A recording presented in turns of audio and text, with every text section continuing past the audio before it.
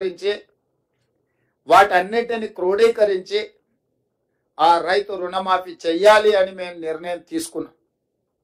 తెలంగాణ రాష్ట్రం వచ్చిన తర్వాత గత ప్రభుత్వం 2 సార్లు ప్రభుత్వాన్ని ఏర్పాటు చేసినప్పుడు 2014 నుంచి 2018, 2018 నుంచి 2023 వరకు 2014 సంవత్సరంలో మార్చి 31, 2014 తారీఖు వరకు కట్ ఆఫ్ డేట్ తీసుకొని ఆనాటి ప్రభుత్వం రైతు రుణమాఫీ చేస్తే 16,000 కోట్ల రూపాయలు రైతుల ఖాతాలలో వేయడం జరిగింది. అదేవిధంగా 2018 రెండోసారి ప్రభుత్వం ఏర్పడిన తర్వాత డిసెంబర్ 11, 2023 వరకు కట్ ఆఫ్ డేట్ తీసుకొని వాళ్ళు చేసిన రుణమాఫీ రైతుల ఖాతాలో వేసిన నిధులు 12,000 కోట్ల రూపాయలు. అంటే గత ప్రభుత్వం 2 విడతలుగా 2 సార్లు ప్రభుత్వం ఏర్పాటు చేసిన తర్వాత చేసిన రుణమాఫీ ఒక్కసారి 16,000 కోట్ల రూపాయలు మొదటిసారి, రెండవసారి 12,000 కోట్ల రూపాయలు.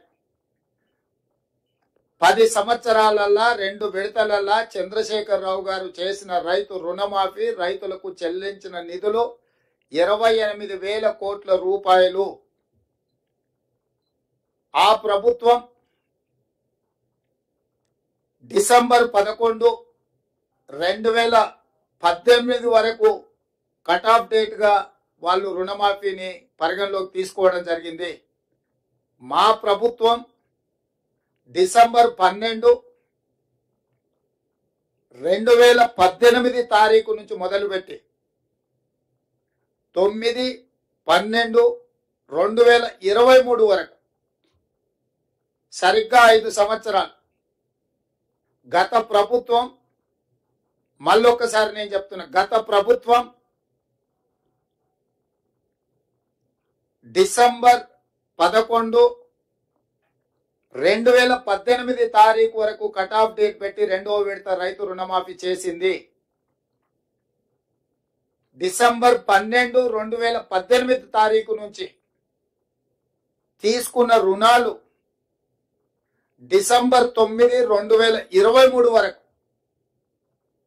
5 సంవత్సరాల మధ్య కాలంలో ఈ రాష్ట్రంలో ఉన్న రైతులు తీసుకున్న 2 లక్షల రూపాయల వరకు రుణమాఫీని చెయ్యాలని మా ప్రభుత్వము ఈ మంత్రివర్గంలో నిర్ణయం తీసుకున్నది.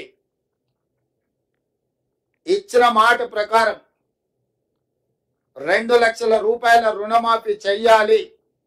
కట్ ఆఫ్ డేట్ 12, 12, 2018 నుంచి 9, 12, 2023 మధ్య కాలంలో రైతులు తీసుకున్న రుణాలను 2 లక్షల రూపాయల వరకు మాఫీ చేయాలని